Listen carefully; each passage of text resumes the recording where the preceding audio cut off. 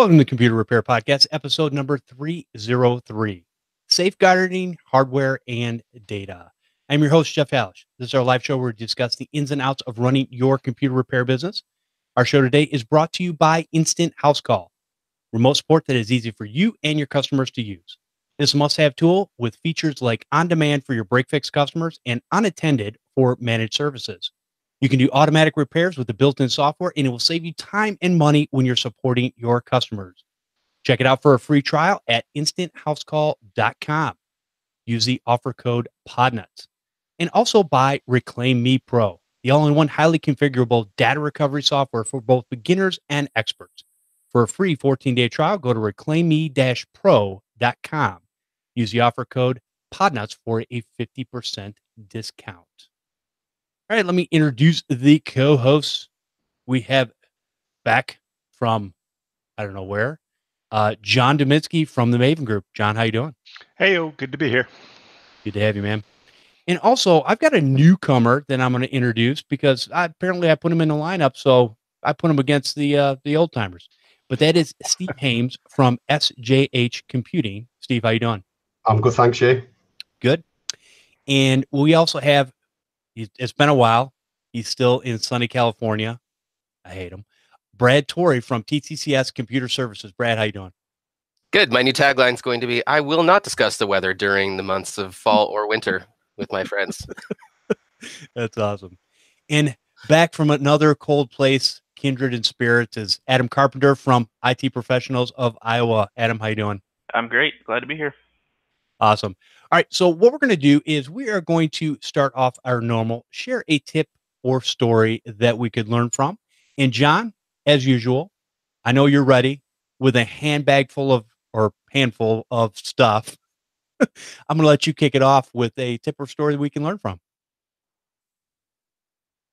Got to learn to use the mute button again. It's been so long. But actually, Jeff, one mighty little tip this week. So it's the end of the year. Your customers are probably celebrating as much as you want to celebrate, but they're also probably wondering what they pay for it, why they've paid you all year long. So I have a little article in here from Solutions Review magazine that says why you need a managed service provider in 2019.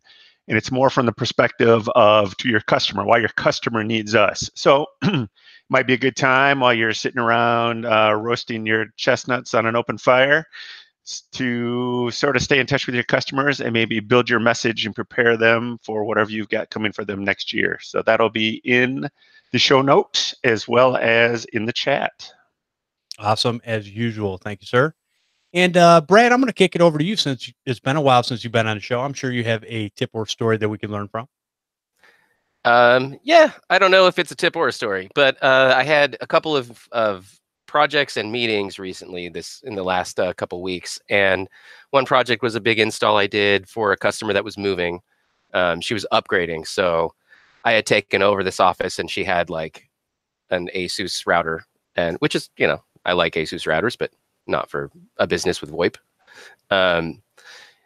So we moved her office and got to set everything up from scratch, pulling cable, new rack, like everything. And really started to lean into aisle 8. So I got the cage from aisle 8. I think I can't remember their brand name for that stuff. I think it's Strong. Strong. Yeah, Strong. right. I was like, it's synonymous with strong. And I don't. Oh, sorry, Marvin just messaged me. Jerk. Anyway, so but I got Arachnus switches in there, and so we've got. Anyway, it was I cannot. Oh, a Wattbox for sure. But the other tip is with this meeting and another client meeting, Calyptix is actually beyond just helping me get a UTM in place with customers that are price sensitive.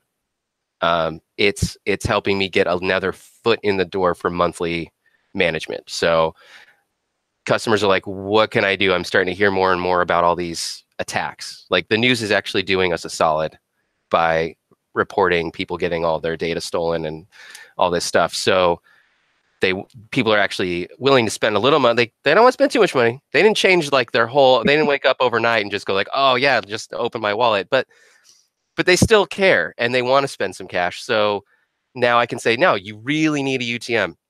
We can do Sonic Wall, or, you know, I'm not a WatchGuard guy, but if I just, because you just have to pick some, but I love WatchGuard in theory. But like, you know, you Sonic Wall, WatchGuard, or we could do this Calyptix thing where it's a small up front. The monthly's not going to kill you, and you have protection throughout the year, and then in 3 years you get a new one, you know, and if it breaks, you're under warranty, you got it. So anyway, Calyptix is really helping. And then once I've got them on a monthly, now I can actually start paying them or getting them to pay for like some monitoring, some other things. And then now I can protect them properly and proactively be supporting things and actually honestly get paid for things that I'm going to do anyway. Cause like I'm getting alerts from some of their devices and I'm reading those alerts and responding to them anyway. So now it's a little easier to kind of get that monthly recurring revenue, which is fantastic. Good all around. That's good. Yeah, that's a good way to get it in there and, you know, get them used to the idea. You know, it's funny when you were saying, I don't know whether it's a tip or a story. I was thinking in my head, I said, well, it's a Torrey. But anyways, some people will get that. Some people won't. Anyways.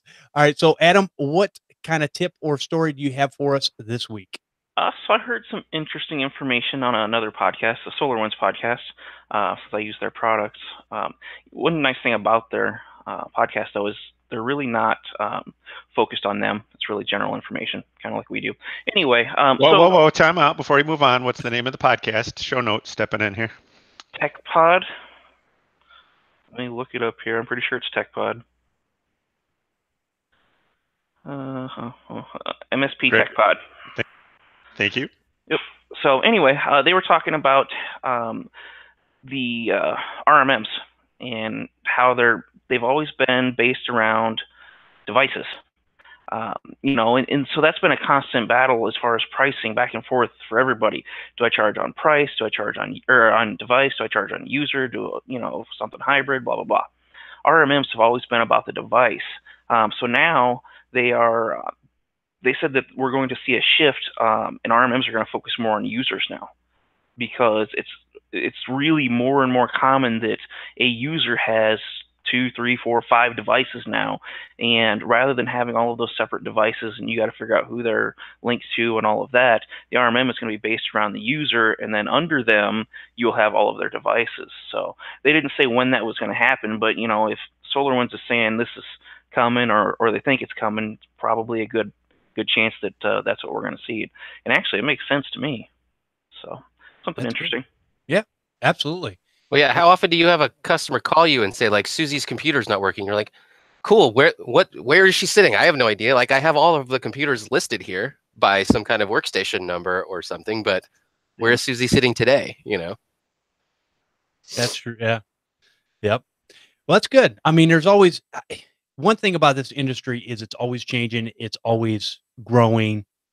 Some things will work better than others, and you always got to try something.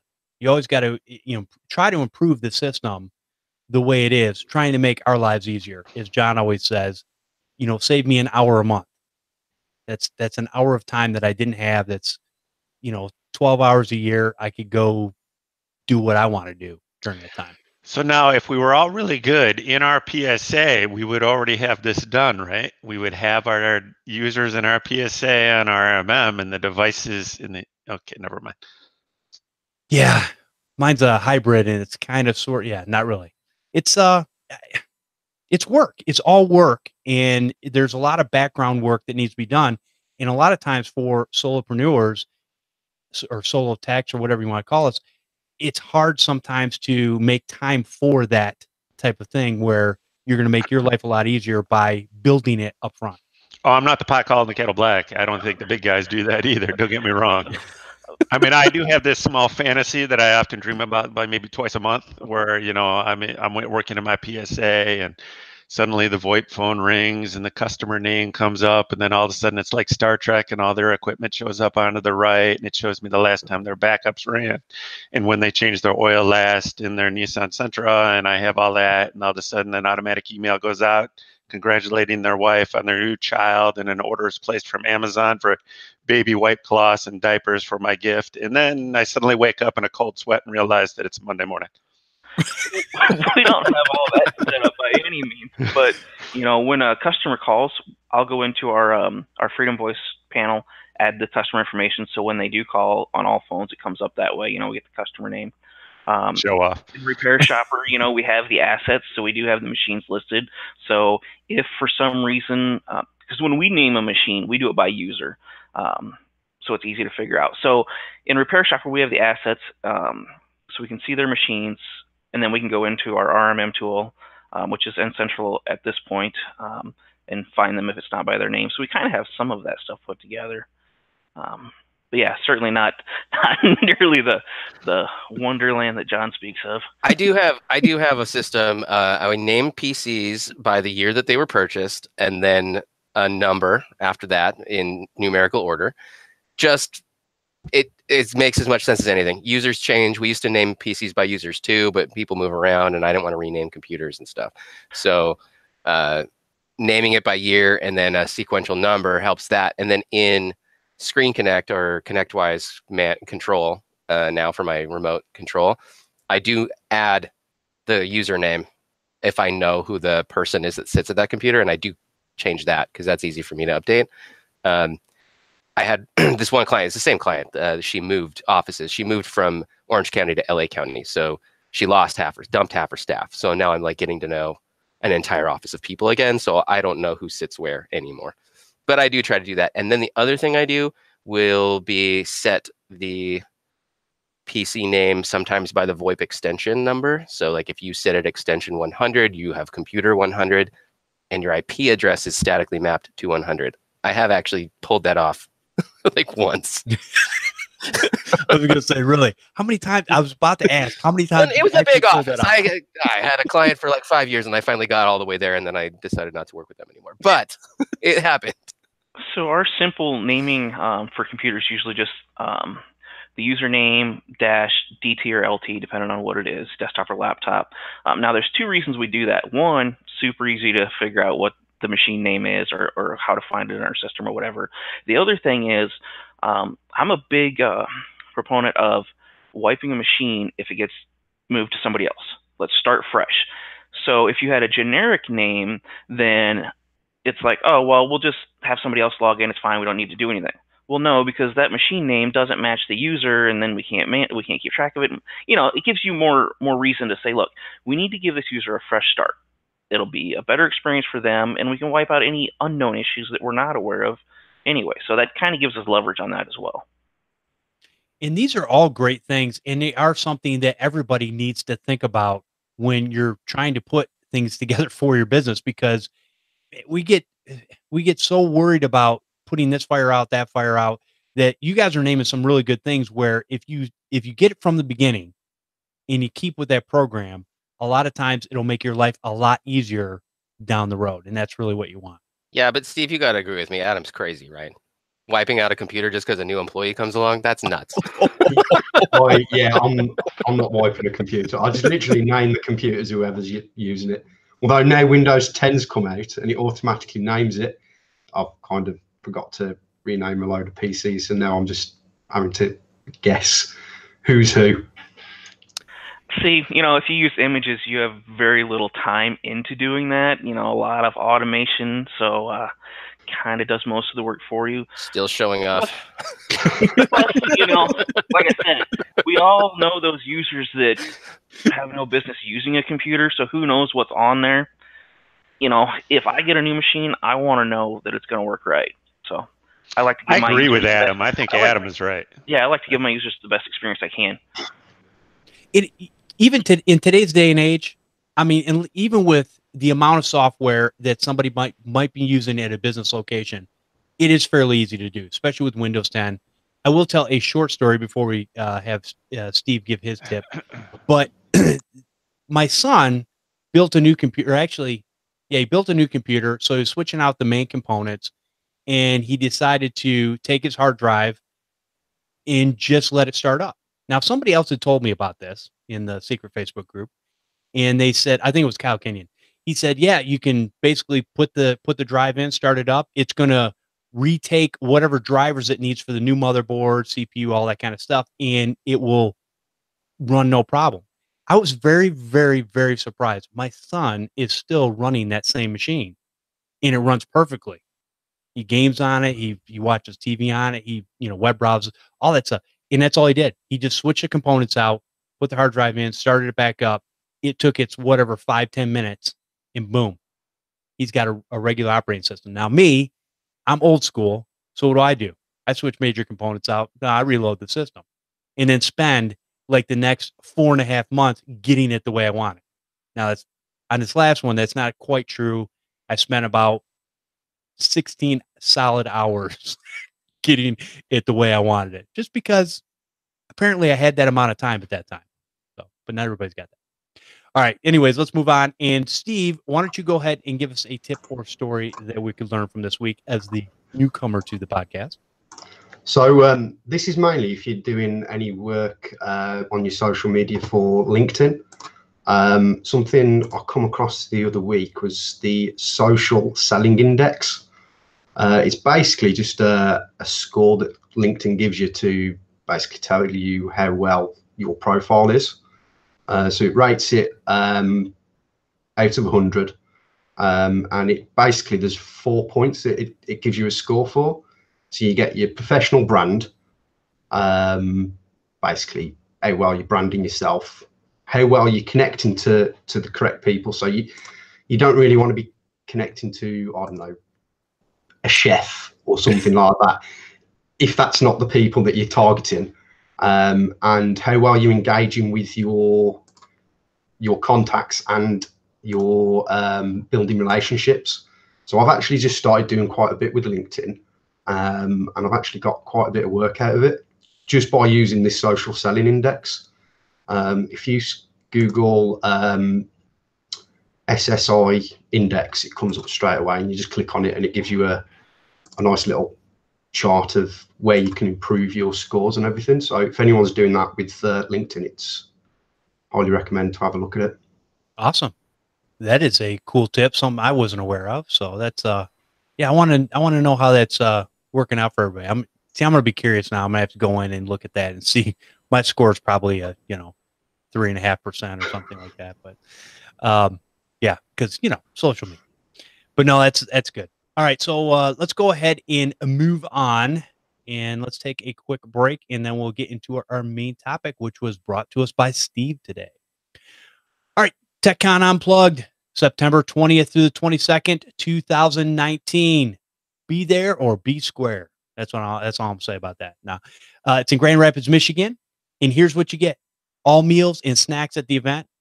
Why? Because Mr. John Dubinsky said, "A full belly can learn much," or something to that effect. Also, we will have dinner at Dave & Buster's along with a game card to enjoy the activities. Now, if you guys have never been to a Dave & Buster's, this is going to be a blast. We're going to have a great time. Probably be some challenges going on. I don't know. That's up to everybody, but there's some pretty cool video games there. And it's been a while since I've been to a Dave & Buster's, but it's going to be just a great time to kick back, share, relax, and have a good time. Also, you're going to get good, wholesome IT content with community invested vendors. In other words, that's the people, the vendors that actually give a crap about you. They actually like you and want you to do well, and they're there to serve you. So that's what we want to do. Is one of the goals in this particular podcast, and I've said this from the beginning, is I've always wanted to take the IT business owner and the IT vendors and mush them together to work well, because the lifeblood of our business is on both sides. We've got our, the things we do in our business, but we've got also that support system from the tools that we use on a regular basis. And obviously everybody knows you can't know everything. As John always says, there's one thing he knows for sure is he doesn't know everything. And I would agree with him. For him, not me, but for him.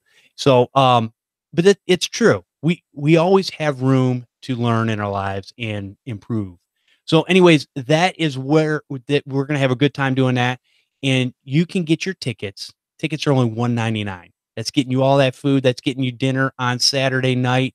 It's going to be Friday night, Saturday, and Sunday. So you're basically getting a 2.5-day event. It's going to be a blast. Plus, we're going to have a bunch of people from the community that are going to come together and share with their ideas of things that will help you in your business as you're going through and learning things. Because again, we all have our strong suits and we all have our things that we can share and become better for it.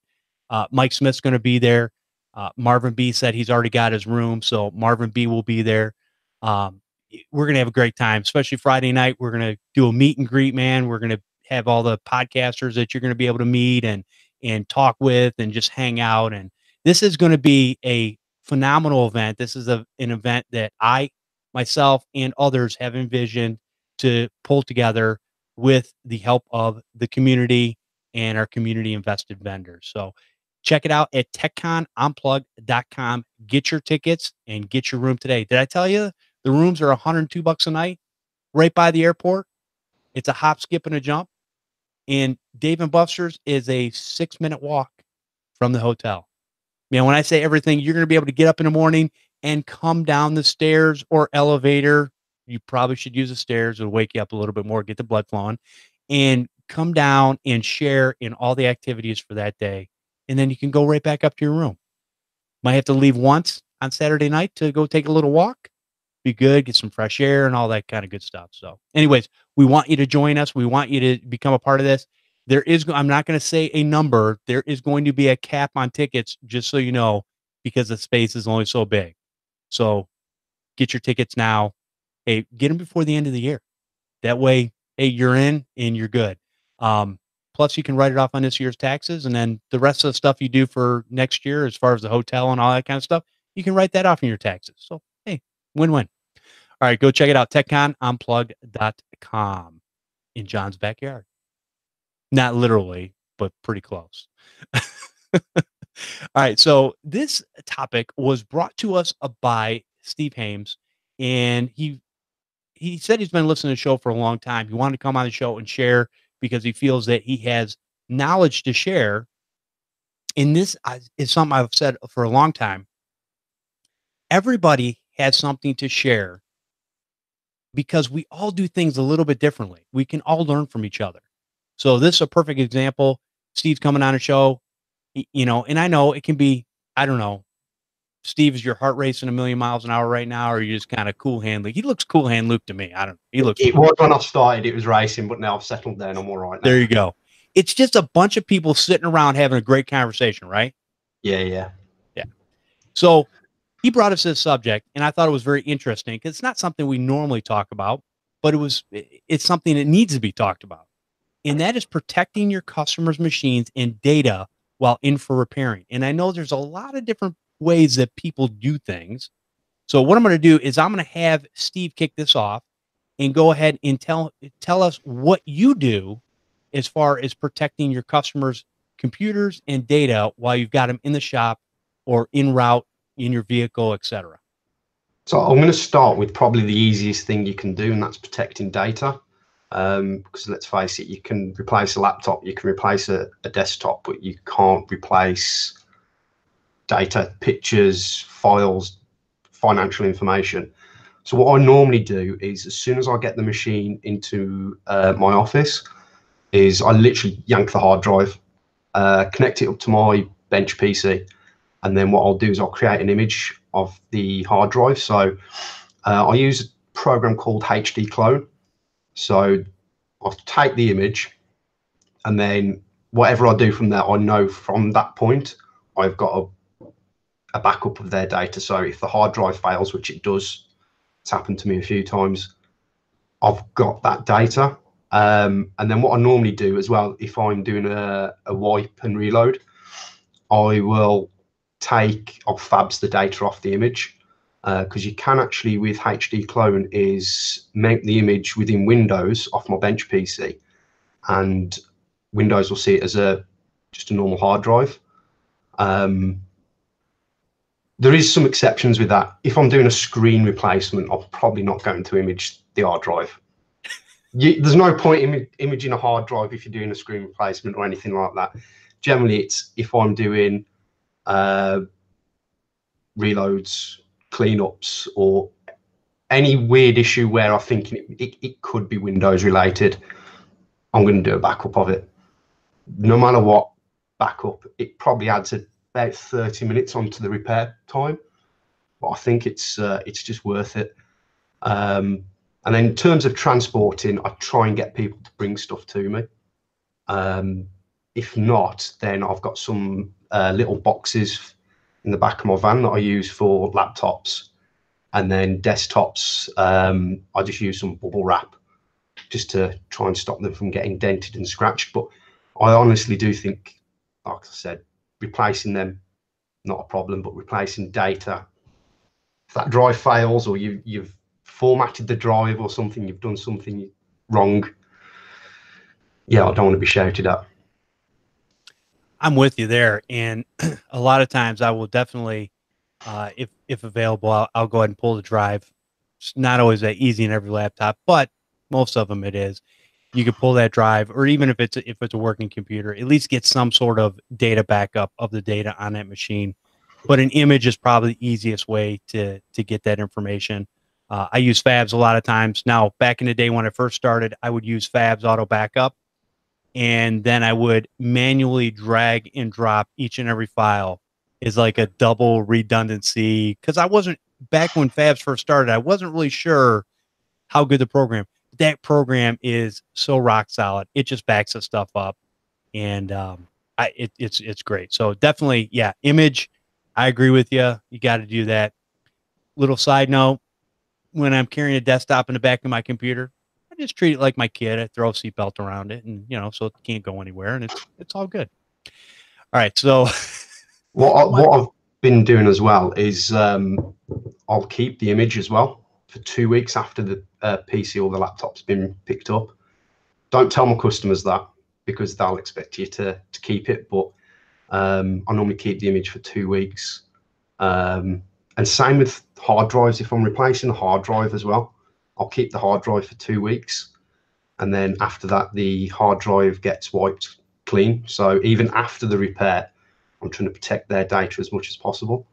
And then what I generally do is the hard drive then gets sent off to a data recovery firm who use it for donor drives. Okay. All right. That's good. Now, what do you use to wipe the drive?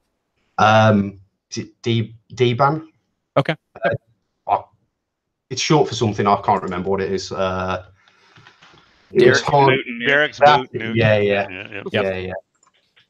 All right. So yeah, that's and I will say that's because there's a lot of people out there that actually still believe the DoD stuff. But basically, if you write ones and zeros to that thing one time, this stuff's gone. So I don't care what. There's actually no DoD standard, anyways, because it's our government. They just want to make you believe it's that way.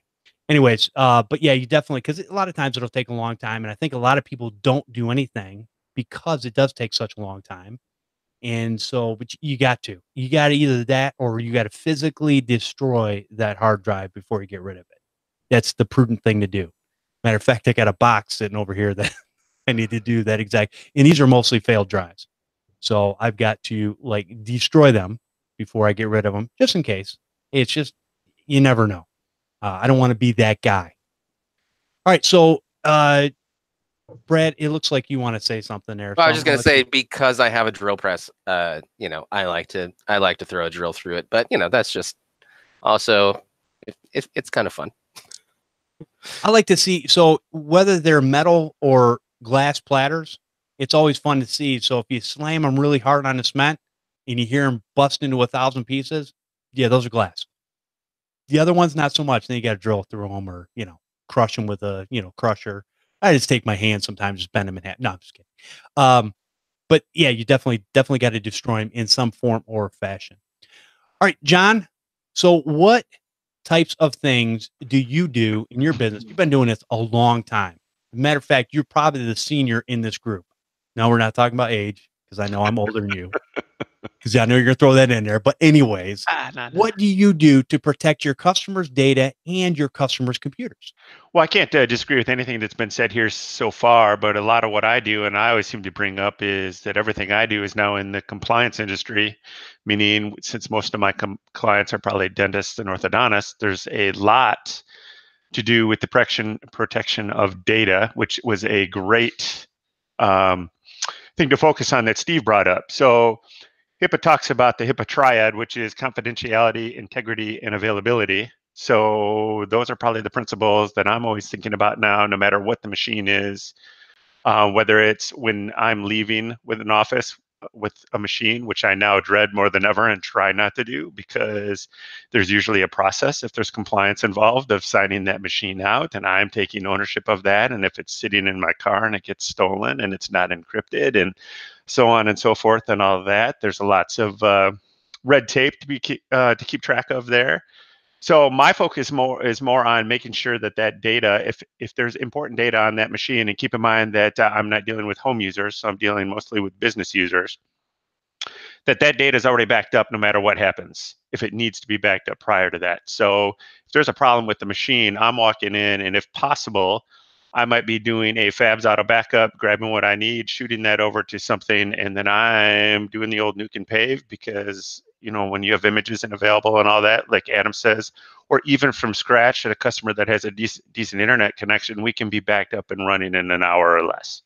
So I try not to leave with a machine anymore. Since it's mostly a business customer, I'm already trying to ensure prior to there being a problem that the data is backed up securely and efficiently, so that when a repair needs to be made, that I'm spending as little time as possible, one of my time, because a lot of what I do is flat fee billing, so I don't want to spend any time on it, period.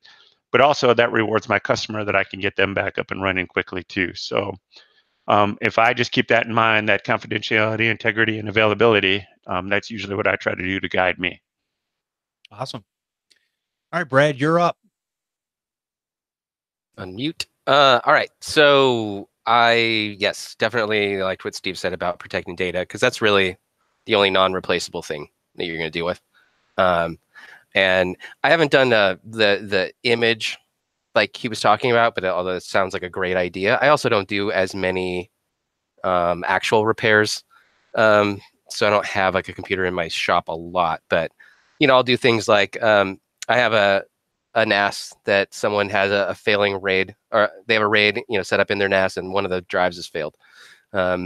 So the RAID's still functioning, but it's crying out that there's a bad drive.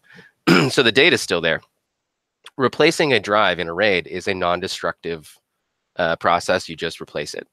But then there's rebuilding that's going to happen. So, well, we can read that data. How about we just grab a real quick copy of it and then rebuild the RAID? I've never seen a functioning RAID with a limping one drive replace the drive and then rebuilds and it failed. I've never seen that process fail, but I don't want to have the first time be one where some data got lost. So I'll just be overly cautious with things like that and grab a copy of the data when I can. And then, yeah, I think Steve was talking about bubble wrap, because I'm mobile. I don't have like a shop. I go to places. So if I'm having to protect a customer's PC, it's because it's in my car and I'm taking it home. So I keep moving blankets in my car and wrap them up. I laughed when you were talking about the seatbelt thing. I do that too. It's like, all right, just here you go. Actually, so I don't have this car anymore, but I had a van, and the middle seats would slide independently. So like it was perfect. You could put a PC right on the floor between the front passenger seat and the rear and slide it perfectly, and it would just hold it real nice, just so it wouldn't go flying around. And then like John was talking about, if I have a computer in my car that's not mine, I'm like on edge. I do not like that at all. So I will route my way home as fast as possible and get it out of my car. And will never leave a computer in my car for like 5 minutes unattended unless I absolutely have to. I don't get stuff stolen out of my car, but again, it's not mine and I can't replace it. So got to get that. And then, oh, and then I don't, it's kind of like in the idea of protecting. I always label a computer before I throw it, like before I take it. Because everyone's got like a Dell Optiplex in my world. So it'd be really, really easy to confuse one computer for another. And you'd have to fire it up and figure out whose it is. So just throw repair shop or tag on there and move along. So those are the notes that I had. Awesome. Very good. All right, Adam, you are up. All right. So to go one step further on the labeling, if we ever pull a drive, we do a repair shop label straight on the drive. Because I don't know about you guys, but I often end up with multiple drives on my desk. Also, one thing that I bet a lot of people don't think about is if you have a home office, how many of you lock that door when you leave your office? And if you do, is it the same key as everything else in your house? Physical security is a very, very big thing that a lot of people don't take into account. That's a good point. And, you know, or a locking cabinet for customer equipment or something of that sort. But I bet most people just walk out of the room and leave it, and there it sits. It's true. Yeah. Because, yeah. Again, well, I guess the problem too, being in the home, one of the first things I think of my home office here. And quite honestly, yeah, I could throw a lock on there. The reality is I could also push the whole door in with my pinky. Well, most people also think of their house as a safe space. You know, that's your safe space. But and it's probably not.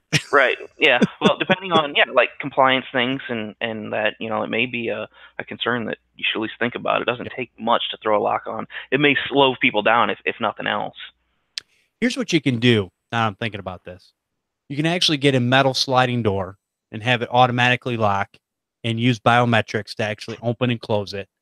And there you go. Now they'd have to come through the wall. I mean, think about it. It would cost you what?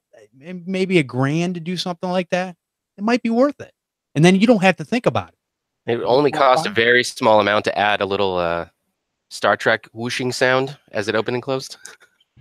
There was a guy on YouTube that did that in his house. And I was like, oh, I want that. I want that. I told my wife the other day, I said, you know, if I was single, all my doors would do that. She's like, you're probably right. Oh, man. All right. So we've talked about data or, you know, protecting the data, obviously HIPAA compliance, all that kind of stuff, transporting and stuff like that. Steve, what are some other things that kind of brought you to thinking about this as far as what you do for your customers and some of the precautions that you might take even outside of those things? So in terms, going back to the physical security, my office, to get into the office block, you need a key. So no one can walk in from the street. And then to get into my actual office itself, you need if I'm not in the office, it's locked. And then what I've also got is just literally 2 minutes across the car park is I've got another lockup. To get into there, you need 3 access keys and then a padlock. So if I've got a computer that I know, say, it's not being picked up for 2 weeks, it goes over there. So it's just more and more physical security, trying to stop them machines being stolen or accidentally damaged. So what I generally do is just keep everything under lock and key. I have thought about one of those lockable cupboards, but for the amount of times that I'm going to be going in and out, it's not worth it. But over here we've got some new regulations about protecting customer data. You've probably seen it, GDPR. Now I've had lots of discussions about this because it's not just can we send you an email address, which is what seems to be happening with the internet. That's all they think it is. But it's keeping the client's data secure when you've got it. So if you're in Europe or in the UK, as long as you do everything possible to protect their machine and their data, i.e. it's under lock and key, your backups, if you're doing a backup as well, that you make sure you securely delete their data. So what I do as well is the images get pushed to an external drive, and then after 2 weeks, I encrypt the external drive and then forget the password. There's no way you're going to get that back. So as long as you keep everything under lock and key as much as possible, you're okay with that. You should be okay. It's good. And one of the other things I thought about is a lot of times when I use a bench computer to back up the data. And if I'm doing a new campaign, which again, it doesn't happen a whole lot. I work mostly residential. So for me, I try to avoid it as much as possible in those cases that I have to. Now I have to move that data from one device to another. Yeah, there's probably some things I could do, hooking up a cable or whatever to the inside of my bench machine, which I used to do in the past. Usually I just take an external drive and move the data back over. The other reason for doing that is we're talking about things that would go above and beyond. Basically, I've got the customer's data in two different places. So the reality of both of those drives dying at the same exact time, not very likely. Now, the chances of a drive that's been in my bench computer for, a year, doesn't matter. 8 months, 6 months, 2 years. At any point, I move the customer's data over there, and all of a sudden that drive decides, hey, I'm not going to work anymore. Now what do I do? So it's every time before I go to wipe a machine, I want to make sure that I have everything that is available to me. And I tell you, the one thing that I remember doing, which I hope I never have to do again, is backing up 30,000 photos off of an Apple machine and moving it over. The customer doesn't know what photos are on there because there's no way they knew what 30,000 photos that they had taken. They just, everything they took, they put in there. And I'm like going, because at some point after I've moved all this stuff, even though we got some backups in iCloud and whatnot, at some point I have to wipe this machine. I don't want to be that guy. Hey, what happened to my newborn's photos? I don't know what photos are there. So these are things sometimes too, you need to ask your customers what types of things are on here. Maybe they even have to physically show you sometimes what those things are, especially when we're talking about photos, documents, things like that. Because the reality is, if somebody puts something in the C drive, now I usually will peruse through there just to make sure that I've gotten everything that seems right. But I tell you, Steve brought up a good point, and that's if you do an image, you got the whole thing.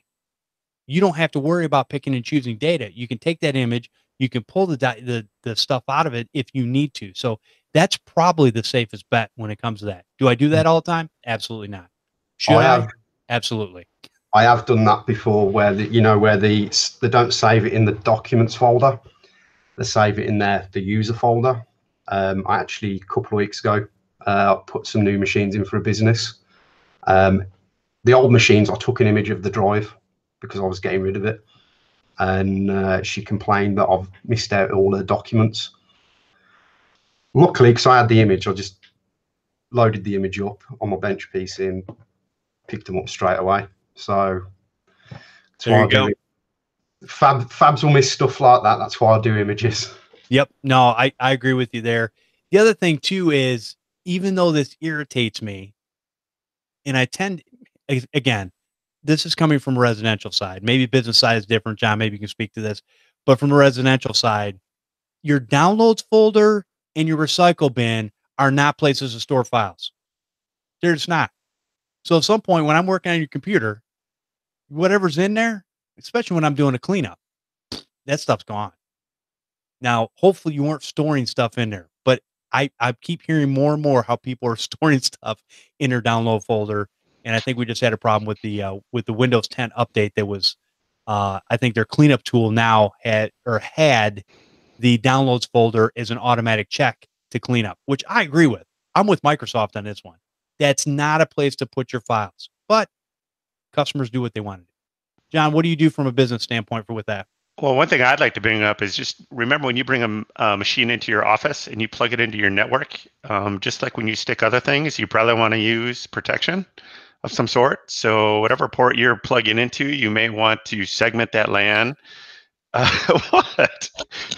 You may want to segment that connection so that the rest of the PCs in your office don't pick up whatever that PC may have, or vice versa. Especially if you have multiple machines on a bench or something like that. You know, that's pretty easy to do. Even if you're not familiar with VLANing, you could do something with just some switches and using different ports on a different device or something. But you know, that shouldn't be. You shouldn't just haphazardly plug in machines to the same network so that they can share their critical infections or critical problems with everything else. So, you know, that's probably my main concern when anybody brings anything into, whether it's my office for repair or at any business I work at. You know, I want to make sure that whatever they're bringing in from the outside world into whatever world I'm managing, that there's some sort of protection or some sort of segmentation so that bad things don't happen across the entire platform. Sorry, squirrel. Squirrel. Well, and I besides saw that, my internet dropped out. I did too. I'm getting old. I fell asleep for a couple minutes or a couple seconds. I'm back. If nothing else, John's point, it gets you familiar with managed switches and things we should already be using for our business customers, if nothing else. You know, and like my bench machine, I specifically do not even have it on the domain. It's completely separate. Just to Yeah, my bench machine is on a whole different segment of my network. They can't see anything else. Yep. That's a proper way to do it. And I know that's a lot of people. Yeah. Again, it goes back to, you know, eating your own dog food, which we've talked about in the past. But sometimes if you're doing this stuff for your customers, you got to have this stuff in shop. And there's many different ways to do it. You can pick up old equipment. You can pick up, you know, not for resale equipment from certain vendors. You can, there's many ways you can, you know, use somebody else's equipment, borrow it or whatever, and just kind of play around with this stuff. Shoot, you can use old computers for setting up a segment on your network. There's many, many different ways to do this. It's just something you got to play around with. You know, you can use you know, I use a wireless access point that I'd gotten a while back, and it was the open mesh. And there's a, you know, Ethernet port off of that, and that's totally separated. That's a whole separate network. And that's where a lot of my machines will get plugged into. So they're not connected to the main part of the network to the rest of everything else. So again, just figure out a way to segment it and figure out how to make it work. There's plenty of information online that can lead you down those paths. But you can get managed switches or even partially managed switches where you can do VLANing and stuff for fairly inexpensive prices nowadays. And don't just assume that once you have your VLAN or your segmentation set up that it actually works. Make sure you test it. You know, grab some port scanning software and, you know, or just some network scanning software and do a net scan and see if you can see anything else, because you shouldn't be able to. So there you go. That's good. Yep. Bare minimum, you could also do a double NAT, throw another router in front of it. You know, a lot of us will have an extra router on hand, or you can get an Edge Router X for $50. Throw it in there. If I mean, that'll do VLANing as well. But yeah, there's certainly inexpensive options.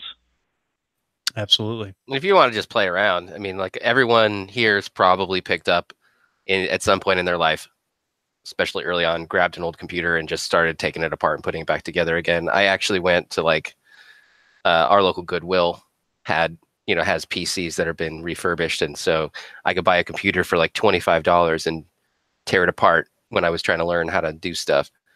You could pick up like a used business class, you know, managed switch on eBay that's you know, probably been in use for 4 years, and use it to just play around and learn VLANs and stuff. It's kind of what I did. There you go. Many different ways. All right, let's take a quick break, and then we'll get back into anything else that we have on this subject. Our show today is brought to you by Reclaim Me Pro, a specially tailored data recovery toolkit for data recovery technicians, both beginners and experts. I like that because I'm a beginner when it comes to data recovery. There's a lot I don't know about it. And this is a very easy program, even for me to use. Recovers data from multiple file systems, including REFS, BTRFS, and VMFS. Finds lost partitions. That's the one thing that you don't want to do. And it does happen periodically where you lose a partition. Man, you got to be able to get that partition back with the data intact. This program will help you do that. Recovers data from various RAIDs from RAID 0 to RAID 6. It reads most partitioning schemes from Microsoft LDM to Linux LVM. The wide range of supported NAS models includes Drobo devices. Again, you got to put those things back together. You got to recover from multiple drives. This is the way to do it with the all the different RAID drivers and things that NAS devices use nowadays. Also, there is powerful RAID recovery and RAID analysis tools for complex RAID recovery. Comprehensive technical support, including data recovery training, which is your key to understanding partitions, file systems, and RAID recovery. Learn what you're doing, understand it, so that you can become better at it. Try it free for 14 days over at reclaimme-pro.com. When you decide to purchase a software, use the offer code PODNUTS for a 50% discount. All right. So, okay. So, Steve, I'm going to go ahead and I'm going to throw it back over to you. And anything else that we have not covered thus far as some of the things you wanted to talk about today, and then we'll kind of get everybody's closing thoughts as we move on from here. One thing I often see is on the various groups is where devices, let's say you've got a PC in for repair, and certain hardware is failed. What I want to know what everyone else actually does to try and combat that, so it doesn't actually happen, or you protect yourself as much as possible with that. Okay, so explain that one more time. Right. Okay. So let's say you've got a PC in, and you're doing something with the hardware or something like that. How would you protect that hardware as much as possible so it doesn't fail? Oh, yeah. So I've probably worded it wrong to begin with. No, you worded it right. I just was okay. So now I get it. So the static on the table. Yes, the wrist straps and the mats and all. Yeah. Okay. Yes. So yes, those stupid wrist straps I don't use. And I have yet to fry anything. But not saying now. Here's the thing. Now I do have a anti-static mat, so I'm not a total jerk. And it is grounded. So this anti-static mat is sitting on my workbench, and I can when I'm throwing my laptops or PCs up there and tearing things apart, that's going to help a lot of that. Should I wear a wrist strap? Probably. Will I? Probably not. Just being honest, but it's probably a good practice regardless. And what's funny is these mats are from iFixit, and so I have everything. I have all the wrist straps and all that kind of stuff. And there's actually a button on there that I could plug the wrist strap into, so it's grounded out, because obviously the mat itself is already grounded. But I don't. All right, so John, what do you use? I'm not a wrist strap guy. In the shop here, I definitely do use the anti-static mats. All my benches have them on them. Why not? It's easy to do. It actually provides a little bit of cushion when you're working on things too, so I kind of like that. I do not use anything when I'm in the field. Knock on wood. I have bigger problems than that usually, but I haven't done anything bad yet. So knock on wood. We'll see what happens. Now, there's a little side note before I ask these other two guys too, but I will, like, even when I'm working on my own machines and I'm building a computer or whatever, I still am in the habit of discharging electricity. In other words, number one, I don't shuffle with my socks from one room to another as I'm rubbing the carpet going into my office. But even with that, static electricity will build up in environments regardless. I will still try to touch metal, whether it's the side of a case, it could be a leg on a chair or a desk. I will try to do that just to discharge any electricity before I go in. I'm not just willy-nilly and I just kind of go in guns a-blazing and tear everything apart. But at the same time, I am cautious, just not probably as overly cautious as I probably should be. All right, Brad, you? Yeah, I have one of those wrist straps somewhere. Don't we all?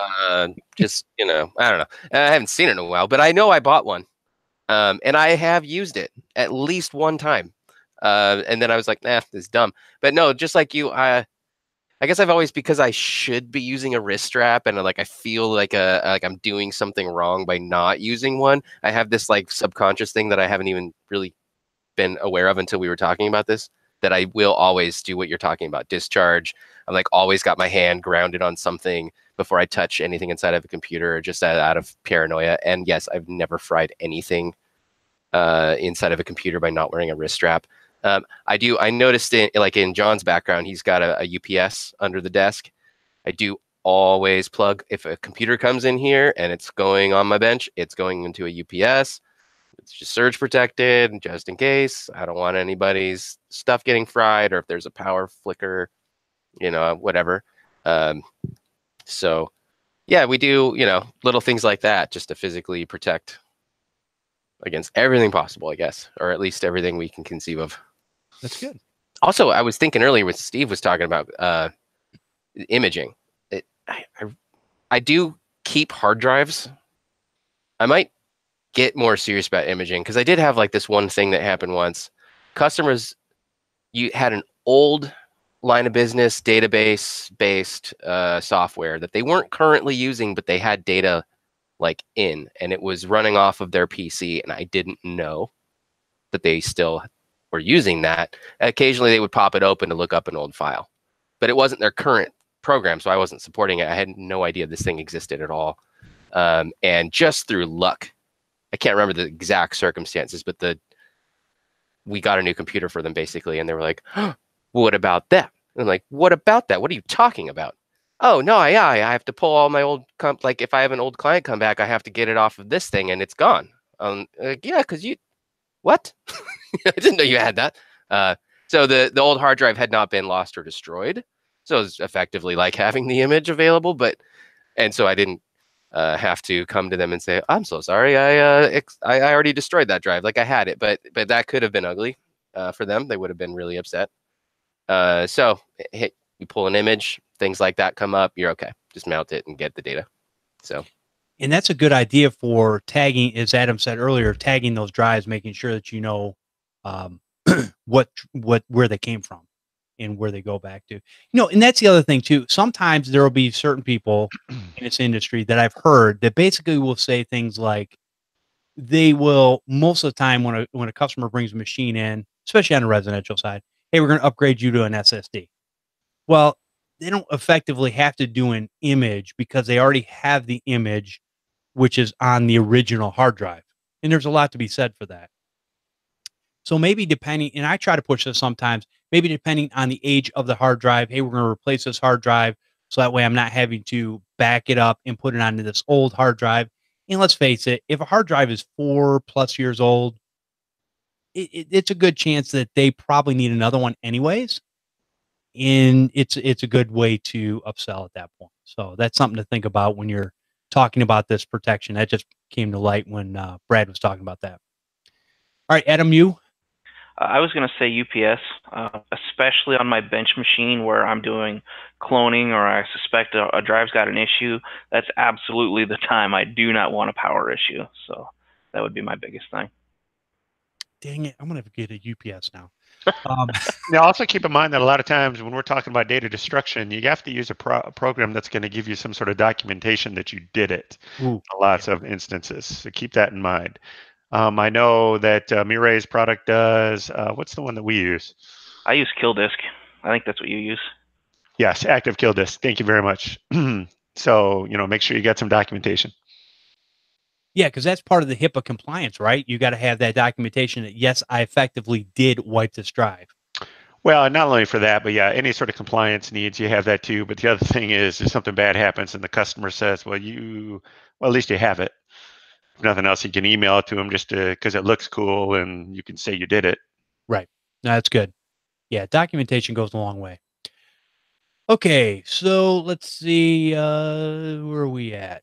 All right, so Steve, do we have anything else that was on your list as far as talking about protecting data or actually, let's go back. What do you use for hardware protection? I've just got some anti-static mats that I use. I have got a wrist strap. Never used it in my entire life. All right, so I used one at college. When we was at college, they said, "Oh yeah, you've got to use these whenever you touch the inside of a computer or laptop." And I was like, "You guys," I was like, "This is dumb." So whenever I open something up, it's just I'm constantly touching the case or something just to discharge myself, but I'm not wearing a wrist strap. So, Steve, we can say you're naughty like everybody else. Yes. You just like to say naughty. I just the word naughty. Well, you know, it's close to Christmas time, right? You know, checking the list, checking it, not even once. But anyways, so is there anything else, Steve, that was on your list as far as what you want to talk about as far as protecting data, protecting hardware outside of the things we've talked about thus far? No, I think we've covered everything that I wanted to cover. Okay. And John, any lasting thoughts on your list? No, good list. These guys brought their A game today. Awesome. Brad, you? No, we've definitely covered it. All right. Adam? Nope. Okay. Man, we're on fire. All right, let's take another quick break, and then I think we've got an email to get into. If you would like to support what we're doing here, you can support this show by going to patreon.com/computer repair podcast. And I want to thank our newest Patreon supporters. We have Anthony Rios and Edgar Loria. I appreciate you guys coming on in. And one of the things that this will get you is by being a Patreon supporter. It's $1 a show, $4 or $5 a month. That's it. That's, you know, skip a coffee once a month and you're good to go.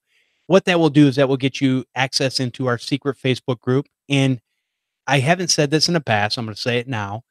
If you become a Patreon supporter and you want to be a part of the Facebook group, what I'm understanding is the inviting thing and all that kind of stuff doesn't work as well. So the easiest way to do it, just friend myself on Facebook and I will get you added to that group.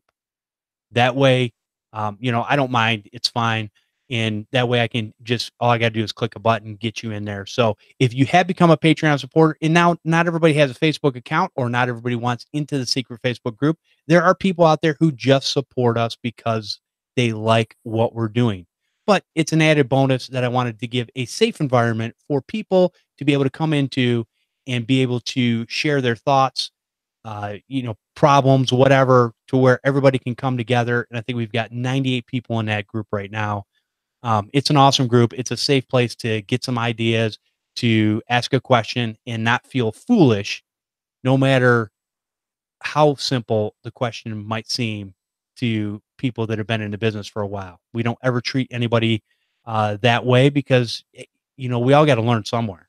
And the one thing I know for sure is I'm learning new things every day. And if you're not, just dig a hole and call it done. But anyways, so I want to thank all of our current Patreon supporters for your continued support. We appreciate everything that you all do. So thank you for that. And it kind of shows appreciation for the things we do here, pulling this together, having these you know, great people come on the show and talk about things that they do in their business. And that's what it's all about. All right, let's go ahead and let's see. All right, here's something we can talk about real quick before we get on out of here. This is an email, and this came from our very own Steve McLaughlin, and that's AKA Door to Door Geek, the founder, or not founder, but the owner, the current owner of Podnuts Network. And he says, say hello to the, that's it. When I first seen this, say hello to my say hello to my new Google My Business app and say hello to your next customers. So there's a blog post, which I will add to the show notes, and it's Outreach Initiatives, Small Business, New Google My Business app. If you guys haven't seen this before, and I've forgotten to mention this in the past, there's a lot of things that you can do. Google My Business is a free directory of sorts that you can put your business into. And I don't know if they still do it this way, but you have to basically, you put your stuff on there and they will send you something in the snail mail that you get a code and you've got to put it in to say that, yes, this is in fact the address in my business. And so you can do that for free. The nice thing is and I can't remember when the app came out. I put it on my phone months ago. But there's a Google My Business app where basically you can go in and you can do different things like adding photos, changing your hours of operation, all the things that you want to do to keep your customers updated for free as just an easy way on your phone while you're sitting on the bus for, going downtown or whatever. But it's nice so you don't have to be in an actual physical computer. Now, is there anybody here that's used the Google My Business app? Yeah, I do occasionally. Okay. I prefer the web version, the computer version, but I do have the app that I occasionally poke at. It's if you're doing like holiday hours or something like that, it's fairly easy to change, stuff like that. But yeah, I understand, and this is why I don't care what anybody says, desktop computing is going nowhere. But anyways, the reason for that is because there are things that the desktop computer, laptop, desktop, whatever, still do better than your little tiny phone. And I don't know why you would think that the web presence and everything would be identically the same, but for some reason it's not. Brad, you? No, I haven't used the app. Actually, didn't even know it existed. It's something that I will share with customers for sure now that I know about it. Awesome. But I kind of agree with Adam. Like, I like being able to see things on a bigger screen. I have a lot of apps on my phone for things like my Unify controller and cloud tracks and like all this stuff, and I'll use them because I'm out and about. But I hate it. I hate it so much. I can't wait to get to my computer with a 24 or 24-inch monitors and like be able to see things in real as they were intended. Candy Crush, Clash of Clans. You're speaking gibberish to me. Clash of Clans, yes. Brad, I'll send you the link for you can join the clan, baby. Speaking of that, let's change the topic and let's talk. It's funny. Oh, so a little side tangent. So John gets me, he's got a group of buddies and he gets me in these stupid games. I hate them more than you do. I don't agree with that. I really hate it. But here's the thing. So I'm looking at this thing today and I'm looking at the things that I got to upgrade. And it's like, man, when you get into the millions, where you got to have millions of, whatever precious metals or gold or whatever, it's like everything is super slow.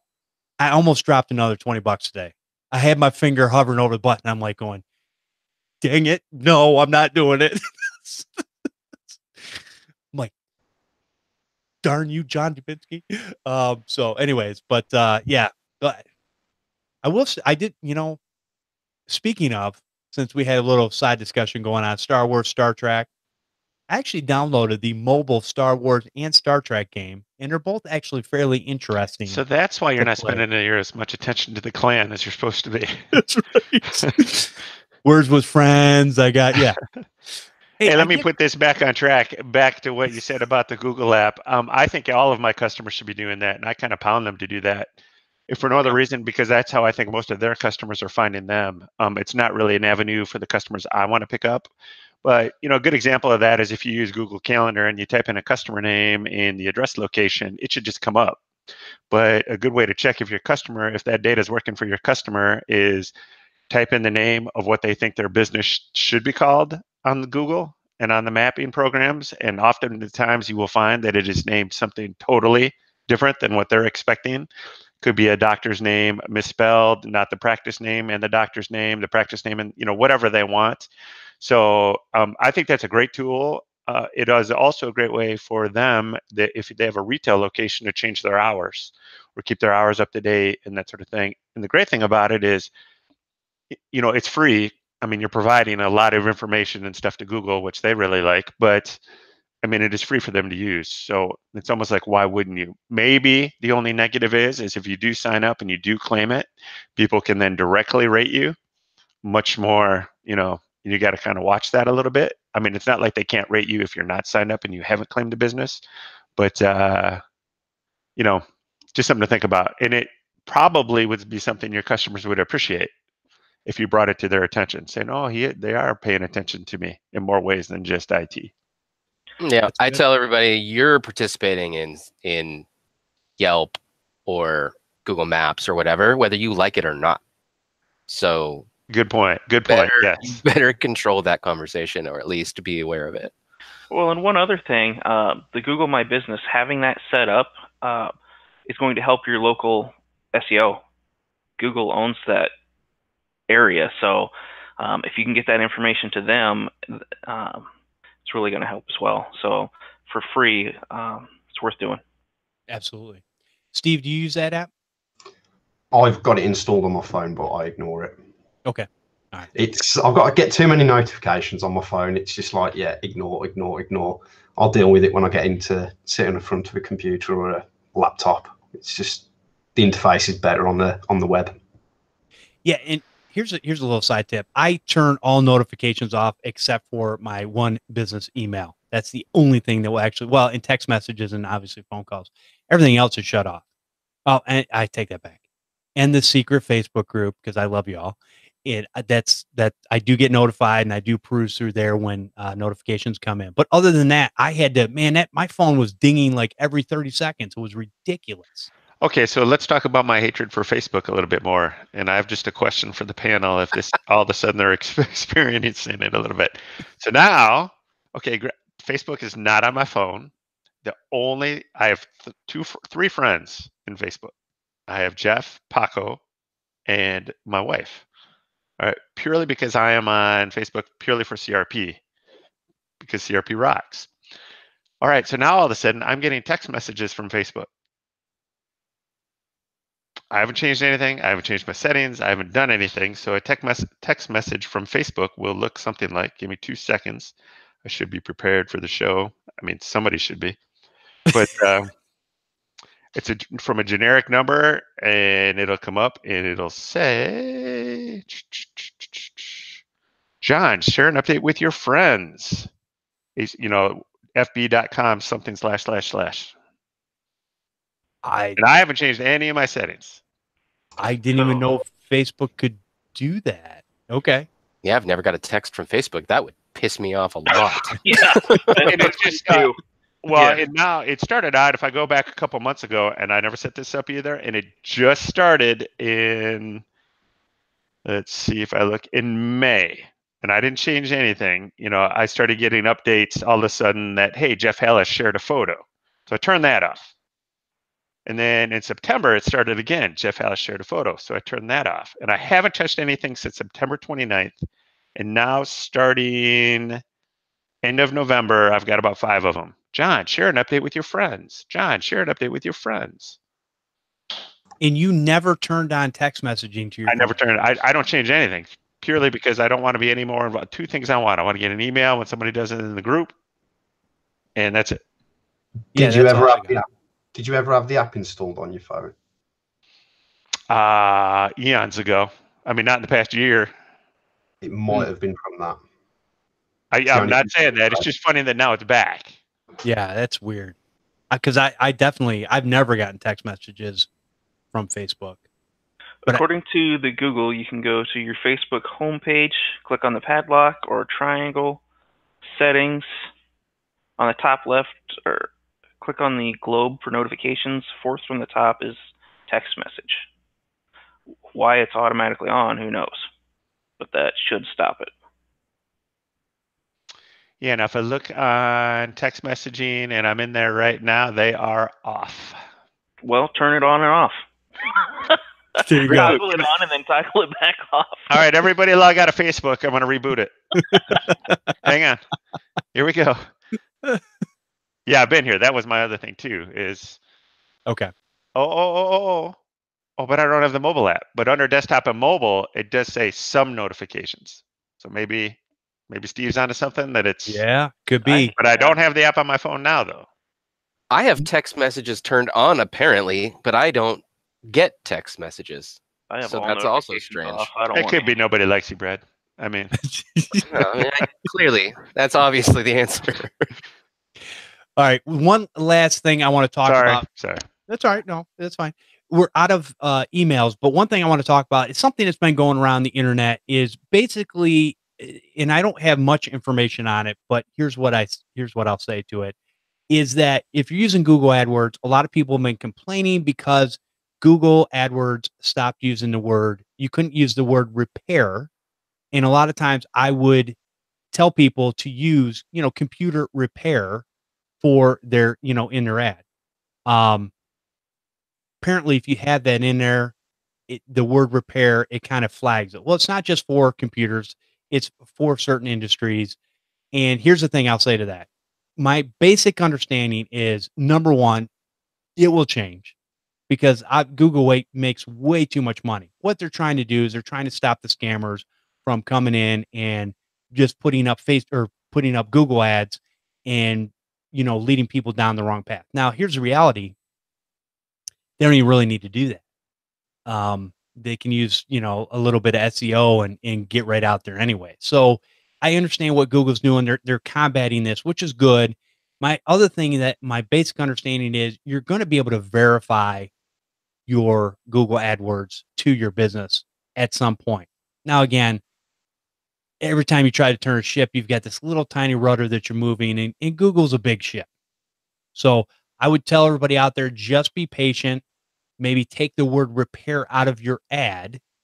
Obviously, you can still use the keyword computer repair or whatever. That's not going to flag it. I don't think, but I think whatever is actually read into your ad is going to be the thing that flags it, and they're not showing. So, but we'll see. It's going to change in a short period of time. Google does this every few years. Shoot, at one point they would do this every 6 months, and everybody's going. And that's why I'm not a big proponent of, I'm going to game the SEO, because that SEO is going to change in 6 months, and then you're going to do something wrong, and all of a sudden you're going to pay for it for years. Just do the right things. Put out good content, put out good information, and don't try to game the system. You'll be better off for it. Trust me. And then, the other nice thing too, though, thinking about it, is I've talked about this before, where I've got other computer repair businesses in the area, or not even in the area. They're 45 minutes, an hour and a half away. Yet they advertise down here, which I'm like, I never understood that. Really? You're going to send your tech out for an hour and a half? Okay. Maybe they're that good. I don't know. But, there's usually a lot of local businesses around the area. It just seems to me like, an hour and a half drive time is kind of a waste of a lot of time. And I don't know too many techs that are doing that if they're not getting paid. Now, if you're getting paid to drive, hey, but I don't know too many people that pay for that. So anyways, a little side note there. I don't know if you guys, is anybody here use Google AdWords? Probably not. No. I use it occasionally. Okay, Steve. All right. Adam, you? I've tried it off and on here and there. Okay. All right. Never consistent enough to make it work. That's the other thing too. Yeah, consistency is key when it comes to that. All right, so we have had a jam-packed show, and appreciate everybody on this panel today. Steve, if people wanted to know more about you, where would they contact you at?